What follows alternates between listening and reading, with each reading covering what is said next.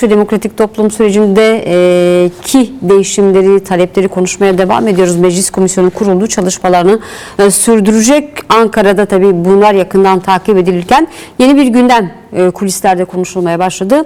Alevilere dönük, Alevilerin de tabii ki biliyorsunuz barış ve demokratik toplum sürecinden beklentileri ve talepleri vardı. Belki bugün tekrarlamak önemli olacak.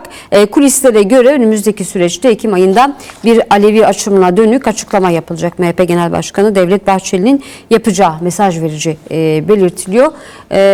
Ayrıntılarını tabii ki basına da yansıdı tartışmaların, bunlar tabii ki iddialar. Sizler de takip ediyorsunuz. Bu süreçte özellikle de Alevilerin talebi nedir? Bildiğiniz gibi Aleviler uzun süredir eşit yurttaşlık, cemevlerinin inanç merkezi olarak yasal statülerinin tanınması ve Aleviliğin özgün inanç olarak bütün kurum ve atamalarının, her türlü atama demeyelim buna, her türlü inancının kendilerinin düzenlemesi, daha doğrusu devletle bağının bu bir diyanet şeklinde olmaması, kendi özgünlüğünde kalması, yani devletle inancın mesafesini iyi koruması noktasında çağrıları ve çabaları var.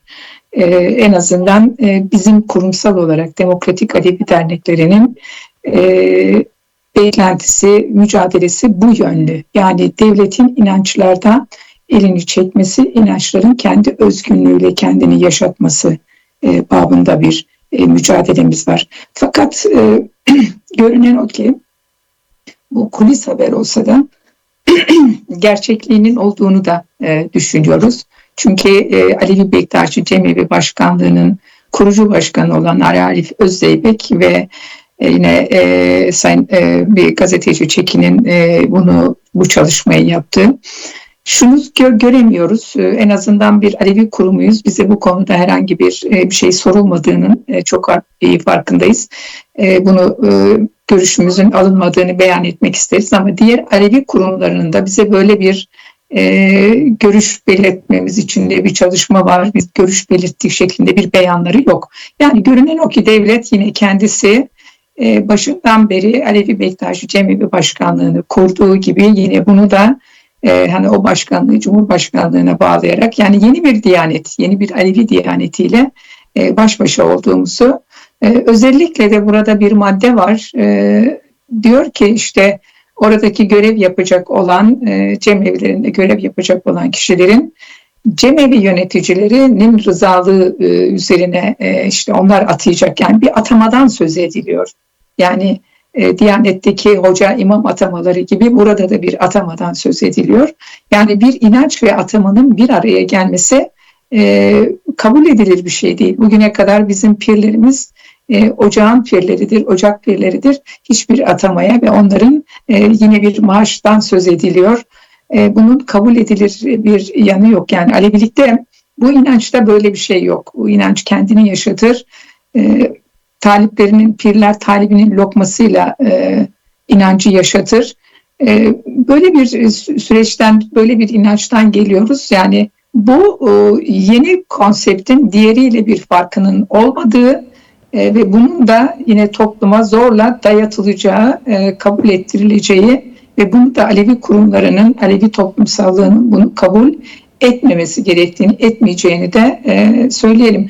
Hem de şöyle bir durum söz konusu. Bugün mecliste bir demokratik toplum ve barış sürecinin oluşturulması, onun olanaklarının yaratılması için bir komisyon kurulmuş vaziyette. Evet. Bu komisyon neden Alevi sorunlarını, Alevilerin taleplerini gündemleştirip onları dinleyip yine Alevilerin taleplerinin bu komisyon marifetiyle gündemleştirilip gerçekleştirilmesi gerekmez mi? Yani Türkiye madem demokratik toplum ve barış sürecinde bu demokratik toplumun bir parçası, Aleviler neden olmasın? Yani bizim sorunlarımızın da mecliste kurulmuş bir komisyon ve Alevi kurumlarının, Alevi toplumsallığının bütün yapılarıyla birlikte bu komisyon marifetiyle görüştürülerek yani yol alınması lazım. Nasıl bu inanç, nasıl yaşayacak, nasıl yaşatılacak, nasıl yaşaması gerekiyor?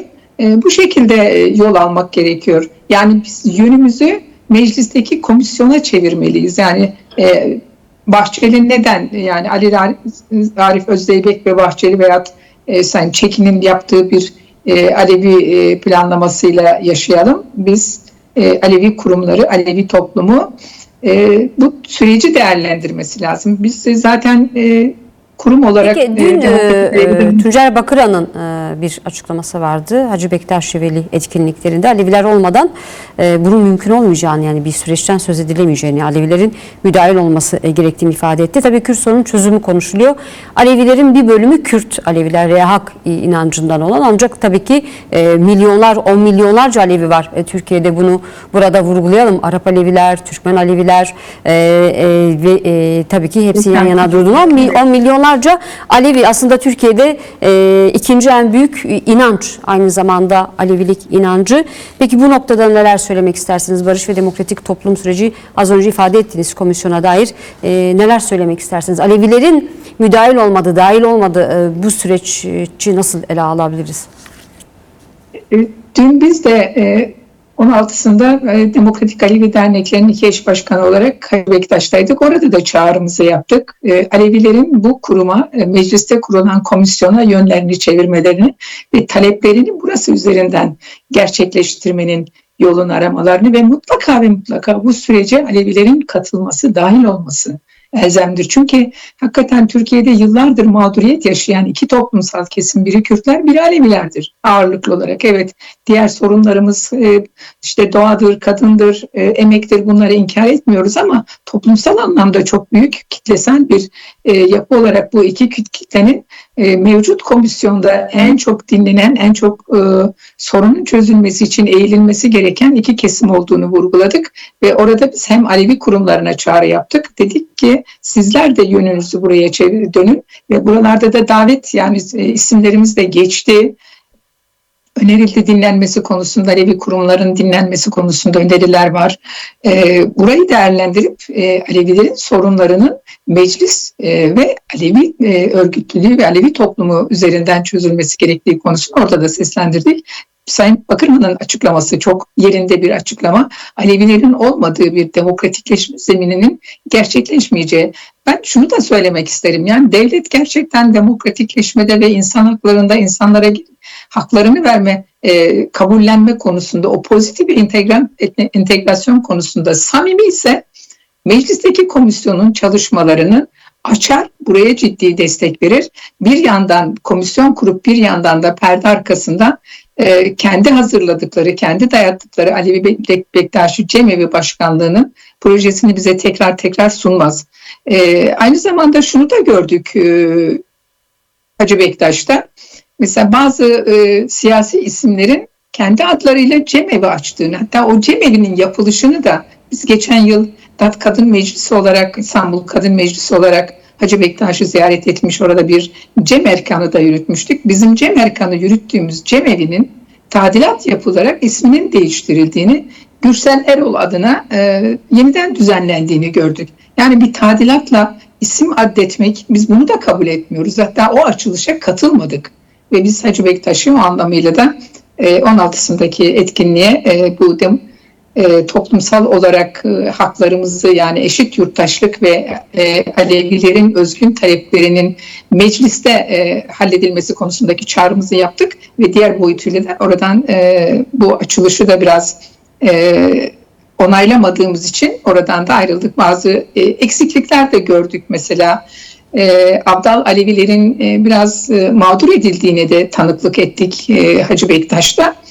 Böyle bir gerçekliğimiz var. Onun için Alevi toplumunun, Alevi örgütlerinin bu süreçte kendilerinin de yönünü meclise dönmesi ve sorunlarımızın çözüm adresi olarak perde arkasında Bahçeli'nin ve birilerinin yaptığı planlarla değil, maaşlı atamaları da gündeme getirerek değil, gerçek anlamda inancı kendi özgünlüğüyle yaşatacak ve geçmişle yüzleşmenin olmadığı bir Aleviliğin geleceğinin olup olmayacağını da çok iyi biliyoruz. Onun için burada samimi olunması, yani hem devletin hem de Alevi kurumlarının hassasiyet göstermesi konusundaki çağrımızı yineliyoruz.